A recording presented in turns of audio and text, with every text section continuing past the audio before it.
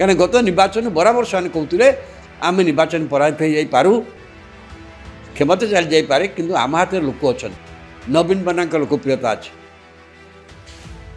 गोटे last minute manipulation रे हारी सी भावुले किंतु वर्तमान कर्मी मैंने 16 मास भितर प्रत्येक अंचल कर्मी धीरे धीरे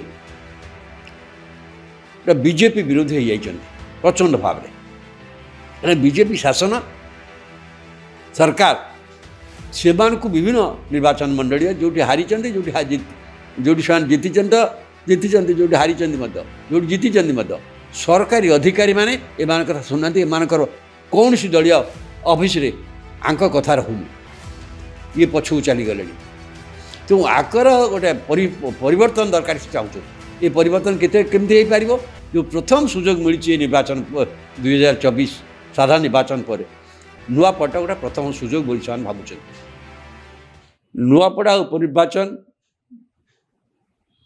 समय जी पाखे आसूची निश्चित भाव से प्रचार से जोरदार होमें पूर्व आलोचना करी प्रतियोगिता आमर प्रथम धांता से बीजेडी आसन हेले बीजेडी एथर जो भाव से निर्वाचन को गला निर्वाचन पूर्व बीजेडी राजेंद्र ढोलकिया आसन राजेंद्र ढोलकिया पुओ राजेंद्र ढोलकिया मृत्यु है पुओ बीजेडी छाड़ी बीजेपी जोगदे वो बीजेपी प्रार्थी है बीजेडी शेष मुहूर्त प्रार्थी जोगाड़ न पारी स्नेहागिनी छुरिया को से प्रार्थी कले स्नेहागिनी छुरिया सहित नुआपड़ार संपर्क बहुत कौन से थे केवे दल तरफ पर्यवेक्षक थे सेटा गोटे ग्राउंड केवे नुहे से जड़े प्रार्थी हबार एवं सी निजे गत निर्वाचन पराजित होती निज निर्वाचन मंडल नहीं से प्रार्थी कले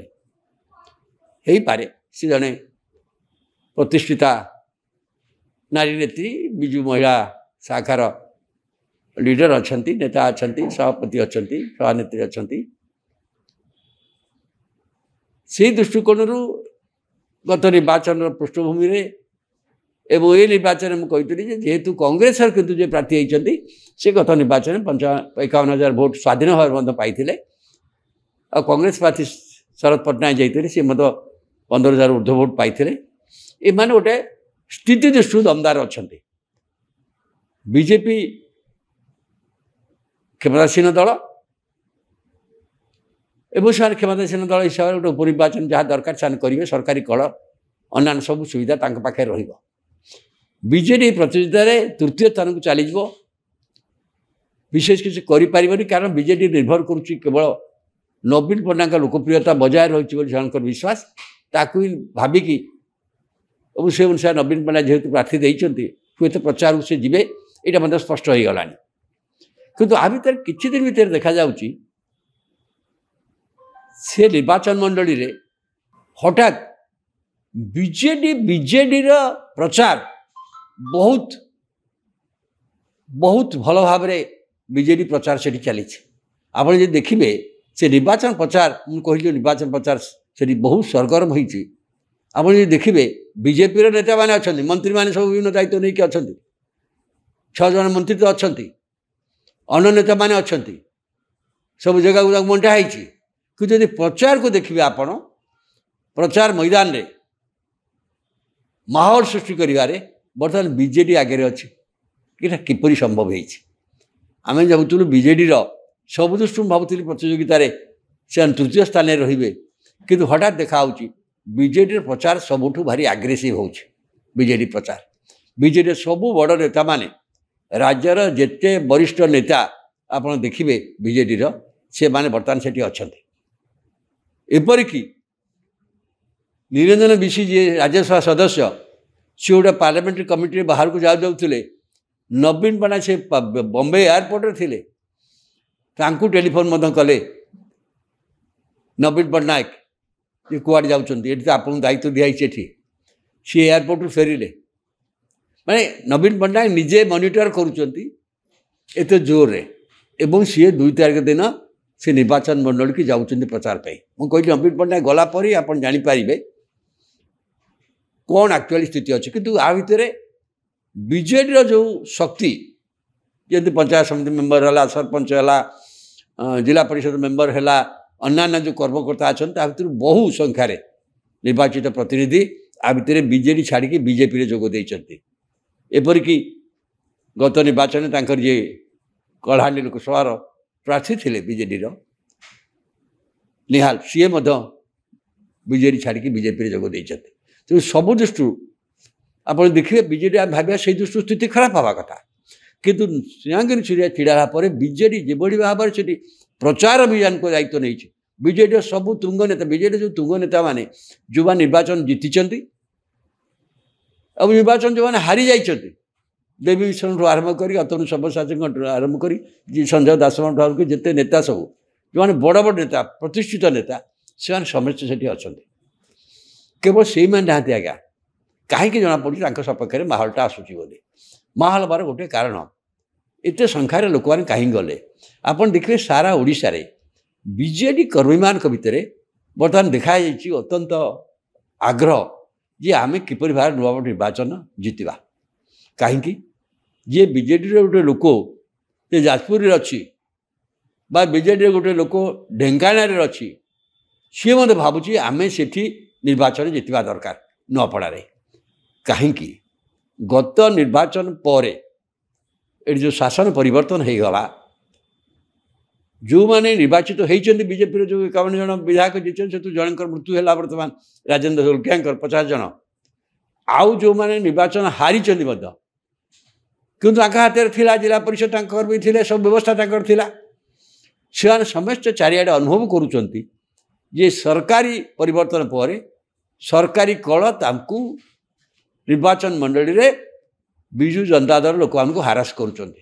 ଇଭିନ୍ ତାଙ୍କର ଯେଉଁଠି ପଞ୍ଚାୟତ ସମିତି ଅଛି ତାଙ୍କୁ ମଧ୍ୟ କାମ କରିଦେଉନାହାନ୍ତି, ଯେଉଁଠି ନଗର ଉନ୍ନୟନ ପରିଷଦ ସେଠି ଅସୁବିଧା ହେଉଛି, ଛଟପଟ ହେଉଛନ୍ତି ସମସ୍ତେ।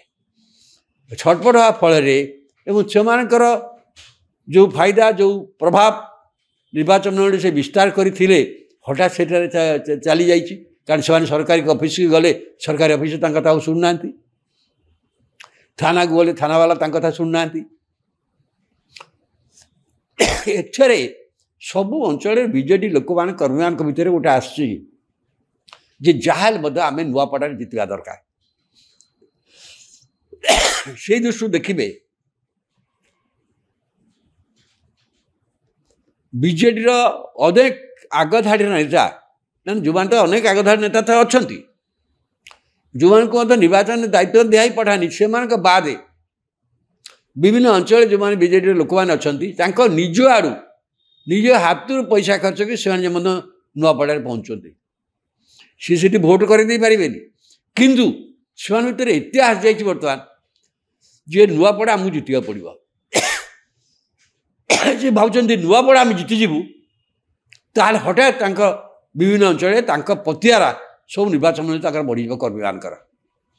ଆମକୁ କହୁଥିଲେ ଆମର ଅଛି ଶକ୍ତି, କାରଣ ଗତ ନିର୍ବାଚନ ବରାବର ସେମାନେ କହୁଥିଲେ ଆମେ ନିର୍ବାଚନ ପରାଜିତ ହୋଇଯାଇପାରୁ, କ୍ଷମତା ଚାଲି ଯାଇପାରେ, କିନ୍ତୁ ଆମ ହାତରେ ଲୋକ ଅଛନ୍ତି, ନବୀନ ପଟ୍ଟନାୟକଙ୍କ ଲୋକପ୍ରିୟତା ଅଛି। ଗୋଟେ ଲାଷ୍ଟ ମିନିଟ୍ ମାନିପୁଲେସନରେ ହାରିଛନ୍ତି ବୋଲି ସେ ଭାବୁଥିଲେ, କିନ୍ତୁ ବର୍ତ୍ତମାନ କର୍ମୀମାନେ ଏଇ 16 ମାସ ଭିତରେ ପ୍ରତ୍ୟେକ ଅଞ୍ଚଳରେ କର୍ମୀ ଧୀରେ ଧୀରେ ବିଜେପି ବିରୋଧୀ ହୋଇଯାଇଛନ୍ତି ପ୍ରଚଣ୍ଡ ଭାବରେ। କାରଣ ବିଜେପି ଶାସନ ସରକାର ସେମାନଙ୍କୁ ବିଭିନ୍ନ ନିର୍ବାଚନ ମଣ୍ଡଳୀରେ ଯେଉଁଠି ହାରିଛନ୍ତି, ଯେଉଁଠି ସେମାନେ ଜିତିଛନ୍ତି, ଯେଉଁଠି ହାରିଛନ୍ତି ମଧ୍ୟ, ଯେଉଁଠି ଜିତିଛନ୍ତି ମଧ୍ୟ, ସରକାରୀ ଅଧିକାରୀମାନେ ଏମାନଙ୍କ କଥା ଶୁଣୁନାହାନ୍ତି। ଏମାନଙ୍କର କୌଣସି ଦଳୀୟ ଅଫିସରେ ଆଙ୍କ କଥା ରହୁନି, ଇଏ ପଛକୁ ଚାଲିଗଲେଣି। ତେଣୁ ଆଙ୍କର ଗୋଟେ ପରିବର୍ତ୍ତନ ଦରକାର ସେ ଚାହୁଁଛନ୍ତି। ଏ ପରିବର୍ତ୍ତନ କେମିତି ହେଇପାରିବ? ଯେଉଁ ପ୍ରଥମ ସୁଯୋଗ ମିଳିଛି ଏ ନିର୍ବାଚନ 2024 ସାଧାରଣ ନିର୍ବାଚନ ପରେ ନୂଆପଡ଼ା ଗୋଟେ ପ୍ରଥମ ସୁଯୋଗ ବୋଲି ସେମାନେ ଭାବୁଛନ୍ତି। ଏହି ସୁଯୋଗରେ ଯଦି ବିଜେଡ଼ି ସେଠି ନିର୍ବାଚନ ଜିତେ ଏବଂ ତାଙ୍କ ପତିଆରା ପ୍ରତିଷ୍ଠା କରିଦିଏ, ତାହେଲେ ତାଙ୍କ ସବୁ ଅଞ୍ଚଳରେ ବିଜେଡ଼ି କର୍ମୀମାନଙ୍କ ପତିଆରା ବଢ଼ିଯିବ। ଏହି ଆଶାରେ ଅଧିକାଂଶ ଅଞ୍ଚଳରେ ବିଜେଡ଼ି କର୍ମୀମାନେ ନୂଆପଡ଼ାରେ ତାଙ୍କର ସମ୍ପର୍କ ନାହିଁ, ନୂଆପଡ଼ା ଯାଇ ସେ ଭୋଟ୍ କରିପାରିବେନି। ଏଇ ଯେଉଁ ବିଜେଡ଼ି ନେତାମାନେ ମଧ୍ୟ ସେଠି ଅଛନ୍ତି, ତା ଭିତରୁ ଅଧିକାଂଶ ସେ ଅଞ୍ଚଳରେ ଭୋଟ୍ କରିଦେବେ, ତା ସରକାର ତ ତାଙ୍କ ହାତରେ ନାହିଁ, ଭୋଟ୍ କରିଦେବେ ତା ନୁହେଁ, କିନ୍ତୁ ଯାଇ ଅଛନ୍ତି। ତା ସାଙ୍ଗରେ ଓଡ଼ିଶାରୁ ଶହ ଶହ ସଂଖ୍ୟାରେ ବିଜେଡ଼ି କର୍ମୀମାନେ ବର୍ତ୍ତମାନ ନୂଆପଡ଼ା ଯାଉଛନ୍ତି। ବନ୍ଧୁ ବାନ୍ଧବ ଦେଖି କ'ଣ କ'ଣ ଦେଖିକି ବିଭିନ୍ନ ଭାବରେ ସେଠି ଯାଇ ପହଞ୍ଚୁଛନ୍ତି। ଏତେ ସଂଖ୍ୟାରେ ବିଜେଡ଼ି ଲୋକମାନେ ରାସ୍ତାଘାଟରେ ଯେତେବେଳେ ପହଞ୍ଚୁଛନ୍ତି ଗୋଟେ ବିଜେଡ଼ି ସପକ୍ଷରେ ମାହୋଲ ସୃଷ୍ଟି ହେଉଛି। ପ୍ରଚାରରେ ସେମାନେ ସବୁଠୁ ଆଗରେ ଅଛନ୍ତି। ବର୍ତ୍ତମାନ ଆପଣ ଦେଖିବେ ଯୁଆଡ଼େ ଯିବେ ବିଜେଡ଼ି ପ୍ରଚାର ଆଗରେ ଜୋରଦାର। ଏଇ ଯେଉଁ ଅବସ୍ଥା ହେଇଛି ଆର ମୁଖ୍ୟ କାରଣ ହେଉଛି ଯେ ବିଜେଡ଼ିର କର୍ମୀମାନଙ୍କର ଚାରିଆଡ଼େ ଗୋଟା ଯେ ସରକାରକୁ ଗୋଟେ ପାନେ ଦେବା ଦରକାର। ଅପରପକ୍ଷରେ ଏହାର ଚାପ ମଧ୍ୟ ନବୀନ ପଟ୍ଟନାୟକ ଉପରେ ପଡ଼ିଛି। ନବୀନ ପଟ୍ଟନାୟକ ଗତ କିଛି ଦିନ ପର୍ଯ୍ୟନ୍ତ ସବୁ କଥା ଉପରେ ଯେଭଳି ଭାବରେ ପାଣ୍ଡିଆନଙ୍କ ଉପରେ ନିର୍ଭର କରୁଥିଲେ, ପ୍ରଥମ ଥର ମୁଁ ଦେଖାଯାଉଛି ନିର୍ବାଚନରେ ସେ ଆଉ ପାଣ୍ଡିଆନଙ୍କ ଉପରେ ନିର୍ଭର କରୁନାହାନ୍ତି। ନ କରିକି ଅନେକ କଥା ନିଜେ ମନିଟର କରୁଛନ୍ତି। କାହିଁକି ସେଇ ଚାପଟା କର୍ମୀମାନଙ୍କର ଅଛି ତାଙ୍କ ଉପରେ। ଚାରିଆଡ଼ୁ କର୍ମୀମାନଙ୍କର ବହୁତ ଚାପ ତାଙ୍କ ଉପରେ ଅଛି। ସେଇଥିପାଇଁ ସେ ଯାଉଛନ୍ତି ନିର୍ବାଚନ ପ୍ରଚାର ପାଇଁ। ନିଜେ ଯିବେ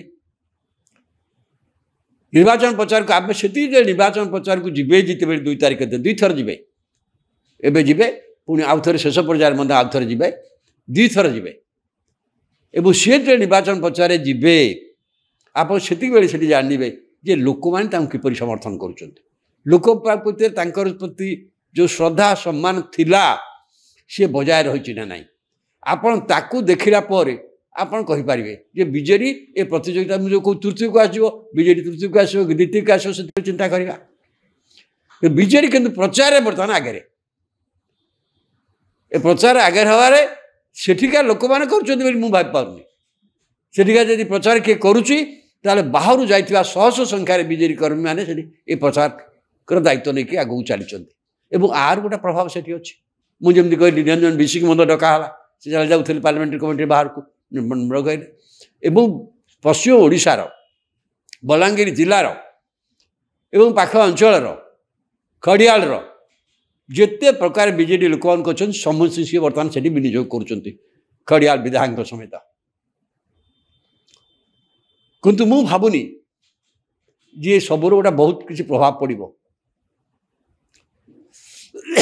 ନବୀନ ପଟ୍ଟନାୟକ ଯେତେବେଳେ କିନ୍ତୁ ପ୍ରଚାରକୁ ଯିବେ 2 ତାରିଖରେ ଯେଉଁ କୁହାହେଉଛି, ସେଦିନ ଆପଣ ଆକଳନ କରିପାରିବେ ଯେ ନବୀନ ପଟ୍ଟନାୟକଙ୍କର ସେ ପ୍ରଭାବ ଅଛି ନା ନାହିଁ।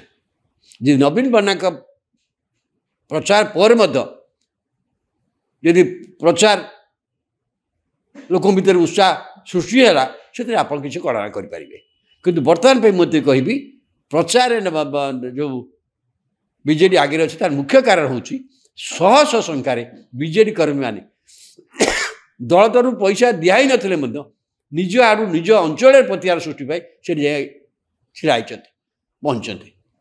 ତ ସେଇଟା ଗୋଟେ ମାହୋଲ ସୃଷ୍ଟି କରୁଛି। ଏତେ ସଂଖ୍ୟାରେ ବିଜେଡ଼ି କେଉଁ ଦଳର ଏତିକି ସଂଖ୍ୟାରେ କର୍ମୀ ସେଠି ନାହାନ୍ତି ଯାହା ବର୍ତ୍ତମାନ ବିଜେଡ଼ିରେ ଅଛନ୍ତି। ତେଣୁ ଏଇ ଯେଉଁ ପ୍ରଚାରଟା ହେଇଛି ମୁଁ ଭାବୁଛି ଏଇଟା ଗୋଟେ ସାମୟିକ, ଏଇଟା କେତେ ଦିନ ଯାଏ ରହିବ? 9 ତାରିଖ ପର୍ଯ୍ୟନ୍ତ ହୁଏତ ଖୁବ୍ ବେଶୀ ରହିପାରେ। 9 ତାରିଖ ପରେ ଏ ଅବସ୍ଥାର ଗୋଟେ ପରିବର୍ତ୍ତନ ହେବ।